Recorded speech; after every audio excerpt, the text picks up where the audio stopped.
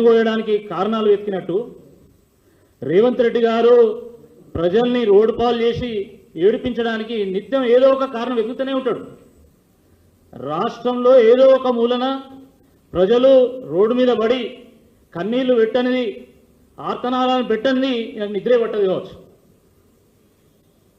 ఈరోజు వరంగల్లో రోడ్డు పక్కన ఉన్నటువంటి షాపులను, రోడ్డు పక్కన ఉన్నటువంటి చిన్న చిన్న వ్యాపారాలను కూల్చివేసడం మనం టీవీలో చూసాం. ఒక గంట క్రితము నాగర్ కర్నూల్లో కూడా ఇదే రకంగా షాపులను కూల్చివేయడం కూడా మనం చూసాం. అంటే రాష్ట్రంలో ఏదో ఒక మూలన ఏదో ఒక కూల్చివేత చేపట్టండి ఈ ప్రభుత్వానికి నిద్రపట్టేటువంటి ఒక పరిస్థితి లేదు. దేశం అంటే మట్టి కాదో, ఈ దేశం అంటే మనుషులోయని గురజాడ అప్పారావు అన్నారు. కానీ కాంగ్రెస్ పార్టీ నాయకులకు ఇది అర్థమయ్యేటువంటి ఒక పరిస్థితి లేదు. మనుషులను ఖాళీ చేయించి మట్టి గోడలను చూపిస్తే అందం వస్తుందా? అందగత్తెలను తీసుకొచ్చి నగరం అంతా తిప్పితే అది అందం వస్తుందా? ఒక్కసారి ఆలోచించాల్సిందే ఈ సందర్భంగా నేను కోరుతా ఉన్నాము. ఓరుగల్లు ఒక ప్రపంచ వారసత్వ నగరం. అది అడుగడుగున ఆలయాలు, గొలుసుకట్టు చెరువులు, అటవీ సంపద, పర్యాటక ప్రదేశాలు, భిన్న సంస్కృతులు, అద్భుతమైనటువంటి కళా సంపద, శిల్ప సంపద అడుగడుగున అందాలే. కానీ అక్కడి ప్రజలు కన్నీళ్లు పెట్టినప్పుడే అది నిజమైనటువంటి అందమైతే తప్ప ఏదో అందాల పోటీ పేరు పెట్టి అక్కడ ఉన్నటువంటి పేద ప్రజల యొక్క జీవితాలను నాశనం చేసేటువంటి ఒక ప్రయత్నం ఎప్పుడు కూడా అది అందం అనిపించుకోదని చెప్పి ఈ సందర్భంగా గుర్తు చేస్తా ఉన్నాం. రేవంత్ రెడ్డి గారి ప్రభుత్వం వ్యవహారం ఎట్లున్నది అంటే అందంగా కనబడడానికి కనుబొమ్మలు గీకించుకున్నట్టున్నది. ఆ రకంగా వాళ్ళు వ్యవహారం చేస్తున్నారు. అతిథి దేవో భవ, ఇది మన సంస్కృతి. ప్రపంచ నలుమూలల నుండి, దేశ విదేశాల నుండి వచ్చినటువంటి అతిథులకు ఆతిథ్యం ఇద్దాం, గౌరవిద్దాం, వాళ్ళని స్వాగతిద్దాం. కానీ పేద ప్రజల కన్నీళ్లను ఆరబోసి అత్తరు తయారు చేసి వాళ్ళ మీద సెంటు కొట్టి వాళ్ళ ఆర్తనాదాలతోని సన్నాయి మోగించి స్వాగతించడానికి మాత్రం ఎట్టి పరిస్థితుల్లో అంగీకరించేది లేదు. ఇది సమంజసం కాదు అని చెప్పి ఈ సందర్భంగా గుర్తు చేస్తా ఉన్నాం. ఎవరు మెప్పు కోసమో ప్రజల్ని ఏడిపించడం ఇది ప్రజాపాలన అవుతుందా? ఒకసారి అర్థం చేసుకోవాలా. అందాల పోటీలు పెడితే రాష్ట్రానికి అందం వస్తుందా? అందగత్తెలను తిప్పితే రాష్ట్రానికి అందం వస్తుందా? అందమైనటువంటి పరిపాలన చేసి ప్రజలు ఆనందంగా ఉండేట్టు చేస్తేనే రాష్ట్రానికి, ప్రభుత్వానికి నిజంగా అందం వస్తుంది తప్ప ఈ రకమైనటువంటి కూల్చివేతలతోని, ప్రజల కన్నీళ్లతోని ఎప్పుడు కూడా రాష్ట్రానికి కానీ ఈ ప్రభుత్వానికి కానీ అందం రాదు అనేటువంటి వాస్తవాన్ని గ్రహించాల్సిందే ఈ సందర్భంగా గుర్తు చేస్తా ఉన్నాం.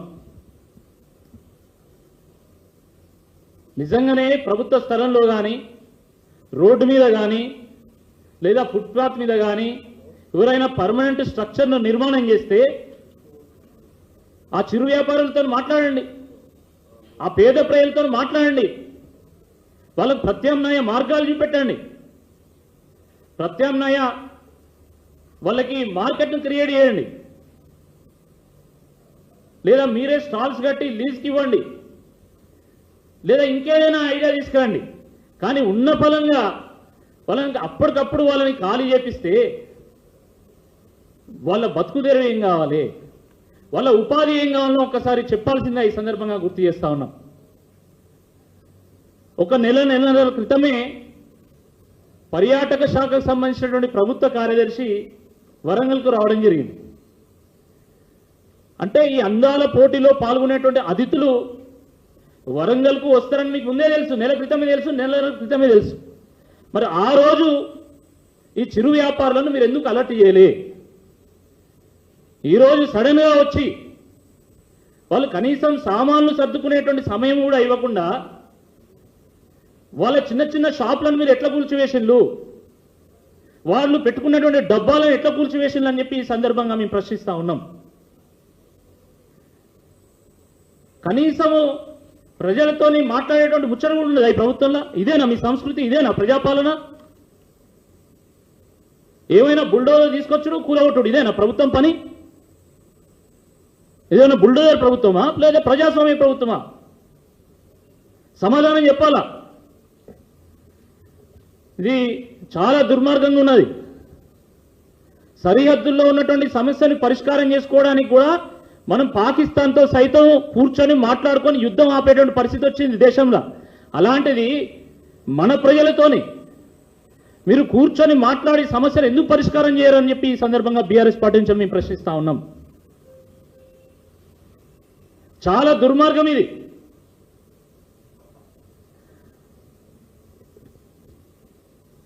రేవంత్ రెడ్డి గారి ప్రభుత్వం వచ్చిన దగ్గర నుండి కూడా రాష్ట్రంలో ఏదో మూలన ఏదో ఒక విధ్వంసం జరుగుతూనే ఉన్నది.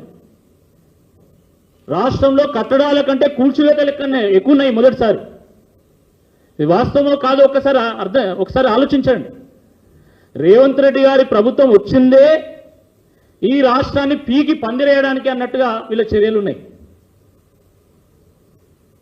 కానీ రాష్ట్రంలో ఉన్నటువంటి పేద ప్రజలు ఎవరు కూడా అధైర్యపడాల్సినటువంటి అవసరం లేదు. అది హైడ్రా కానీ, మూసీ కానీ, లగ్చర్ల కానీ, ఫ్యూచర్ సిటీ కానీ, హెచ్సియు కానీ, లేదా ఈరోజు వరంగల్లో నాగర్ కర్నూలులో జరుగుతున్నటువంటి కూల్చివేతల విషయంలో కానీ ఈ ప్రభుత్వం చేస్తున్నటువంటి దాడిని డిఫెండ్ చేయడానికి కేటీఆర్ గారు ఒక S-400 మిసైల్ ఈరోజు ప్రజల్ని రక్షించేటువంటి ప్రయత్నం చేస్తా ఉన్నాడు. తప్పకుండా చేస్తాడు. ఒక S-400 మిసైల్ లాగా, ఒక డిఫెన్స్ సిస్టమ్ లాగా ఈ కాంగ్రెస్ ప్రభుత్వం ప్రజల మీద, రాష్ట్రం మీద చేస్తున్నటువంటి దాడిని తిప్పికొట్టి ఈ రాష్ట్ర పేద ప్రజల్ని, రాష్ట్ర భవిష్యత్తును కాపాడేటువంటి ప్రయత్నం తప్పకుండా కేటీఆర్ గారు చేస్తారు, బీఆర్ఎస్ పార్టీ చేస్తారని చెప్పి ఈ సందర్భంగా గుర్తు చేస్తా ఉన్నాం. ఈరోజు కూడా అక్కడ కూల్చివేతలు జరుగుతున్నాయి, ఇక్కడ బీఆర్ఎస్ పార్టీ నాయకుల కార్యకర్తల అరెస్టులు జరుగుతున్నాయి. అంటే ఈ కూల్చివేతలు జరుగుతున్నప్పుడు ఖచ్చితంగా బీఆర్ఎస్ పార్టీ నాయకులు అడ్డుకుంటారని చెప్పి మీకు కూడా అర్థమైపోయింది. కామన్ పీపుల్తో పాటు ఈ ప్రభుత్వాన్ని కూడా అర్థమైపోయింది. మనం కూల్చివేస్తుంటాం, బీఆర్ఎస్ పార్టీ అడ్డుకుంటూ ఉంటుంది. ఇది కామన్ పీపుల్ కూడా అర్థమైపోయింది. ఈరోజు వరంగల్లో పెట్టినటువంటి బీఆర్ఎస్ పార్టీ పెట్టినటువంటి ర్యాలీ కూడా పెద్ద ఎత్తున చిరు వ్యాపారులు, అసంఘటిత కార్మికులు వచ్చి విజయవంతం చేసిండ్రు. ఇప్పటికైనా కళ్ళు తెరవాలి ప్రభుత్వం. ఒకవైపు అప్పు పుడతలేదంటారు, ఇంకోవైపు అందాల పోటీల కోసం 200 కోట్లు ఖర్చు పెడతారు. అసలు ఏమన్నా అర్థం ఉందా? ఈ రాష్ట్రంలో స్కాలర్షిప్లు ఇవ్వడానికి డబ్బులు ఉన్నాయి, ఫీజు రీయింబర్స్మెంట్ చెల్లించడానికి డబ్బులు ఉండవు, రిటైర్మెంట్ బెనిఫిట్స్ ఇవ్వడానికి డబ్బులు ఉండవు, రైతు బంధుకు డబ్బులు ఉండవు, రైతు బీమా ప్రీమియంకి డబ్బులు ఉండవు. ఆ రకంగా దేనికి డబ్బులు ఉండవు, కానీ అందాల పోటీలకు మాత్రం డబ్బులు ఉంటాయి.